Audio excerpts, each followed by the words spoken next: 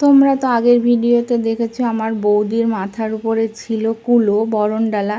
এখন হয়তো ভাবছো কি ব্যাপার, বরণডালাটা কোথায় গেল। তো বৌদি ডান্স করবে, সেই জন্য বরণডালার সমস্ত কিছু আমার জেঠিমার কুলোতে দিয়ে দিয়েছে। জেঠিমা ওই কুলোটাকে নিয়েছে, নিয়ে মাথায় করে আসছে। আর আমাদের মধ্যে নিয়ম আছে, মেয়ের মা যে হয় সে ওই কুলো মাথায় নিয়ে গঙ্গাবরণ করতে যায়। গঙ্গাবরণ মানে জল সইতে যাওয়া, আর সেই জল নিয়ে সেই স্নান হয়।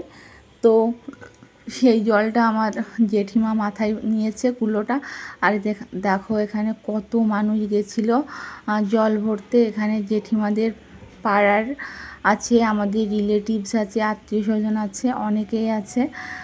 তো আর খুবই রোদ্দুর ছিল, সেই জন্য সবাই মাথার উপর কাপড় দিয়ে নিয়েছে। আর ছোট ছোট বাচ্চা যারা ছিল তাদেরকে এই টোটোর মধ্যে উঠিয়ে দিয়েছে, কারণ ওরা অতটা হাঁটতে পারবে না। তোমাদের সঙ্গে আগের ভিডিওতে বলেছি যে অনেকটা দূর হেঁটে যেতে হয় জল ভরতে, কারণ দিদিদের বাড়ির পাশে কোনো পুকুর নেই। অনেকটা সময় লাগে, আধা ঘন্টা 1 ঘন্টা লাগে যেতে আসতে। তো এতটা হেঁটে গিয়ে আবার হেঁটে এসেছি আমরা। তো তোমরা বুঝতেই পারছো, ছোট ছোট বাচ্চা যারা তারা তো আর পারবে না, সেই জন্য ওদের জন্য ওই টোটো করা হয়েছিল।